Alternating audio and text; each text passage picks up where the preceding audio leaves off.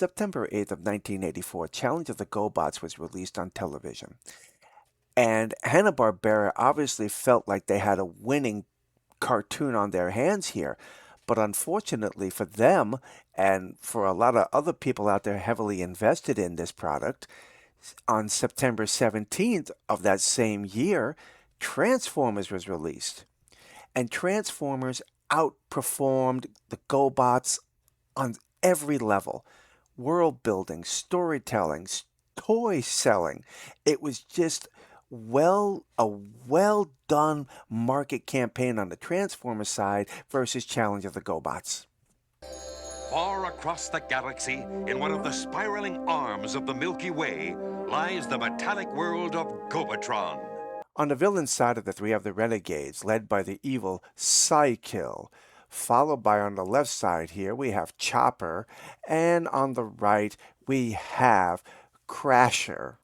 As far as I'm concerned, these characters aren't the best in the world. They weren't done right, they weren't written properly, and the one character in all of this I really can't stand is the one on the right here is Crasher. This guy has the ability to shoot electrical bolts through his feet, and at the same time, all he ever does for most of it is laugh. This character is terrible. While on the hero side, or also known as the Guardians, we have the leader, Leader One. Now, Leader One is not a bad character, but the problem that I have with the Guardians is all the characters, for some reason, on the good guy side of this cartoon, their voices all echo.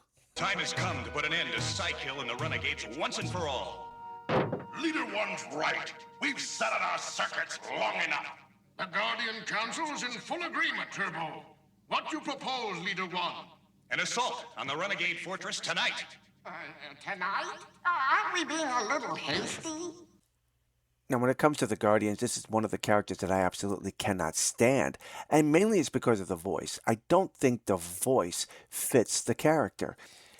The situations that they wind up in, he's always in the middle of combat situations. Leader One always sends him out with the other Guardians to fight Psykill and the rest of the Renegades, and he's always captured, and he's always scared to get involved. Now, the voice of Scooter was played by Frank Welker, as we all know. That was also Megatron, but he also played the character of Mxyzptlk in Super Friends. Well, tough turkeys, Bat Breath. It doesn't like you either. Mxyzptlk, you'd better not do anything you'll be sorry for. Oh, don't worry, I won't. Be sorry, that is. Now, the reason this is such a problem for me is because in this particular role, Scooter's voice, it doesn't work for the character. It just sounds so whiny, and it just, to me, doesn't fit the robot that the voice should be inhabiting.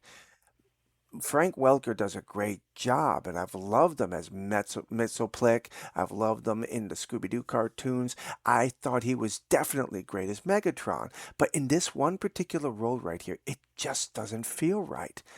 It just doesn't work.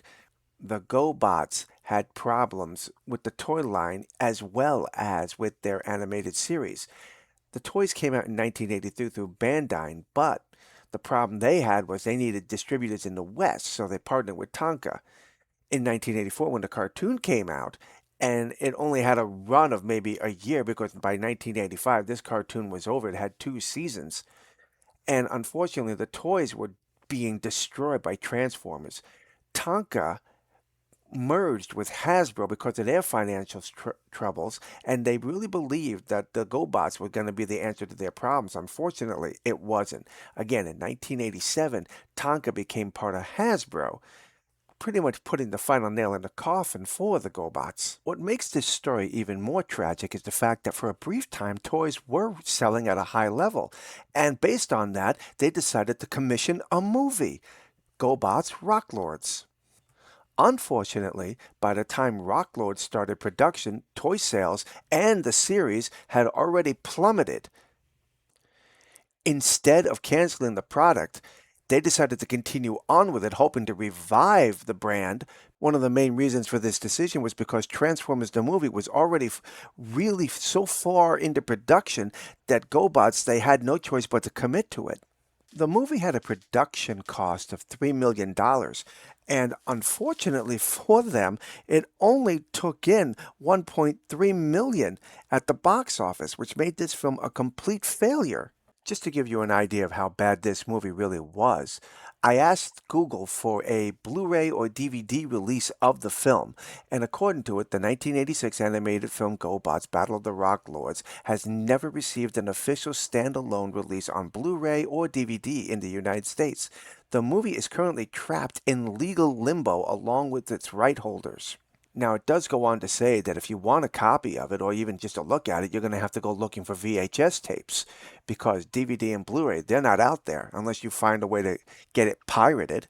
Now, Google suggested that maybe if you want to look for it, you can possibly find it on streaming sites. So I decided to go to Vudu for it at GoBots Battle of the Rock Lords. And this is what it comes up with: Rock Dog 3, Battle of the Beast, School of Rock, The Rock, Rock of Ages, Battle of the Bulge, and Battle of the Year. Basically, there is nowhere that you're going to find this thing unless, of course, it's on VHS. And from what I'm understanding, that may be a hard thing to do also. Basically, the GoBots has been wiped from existence, at least the movie has.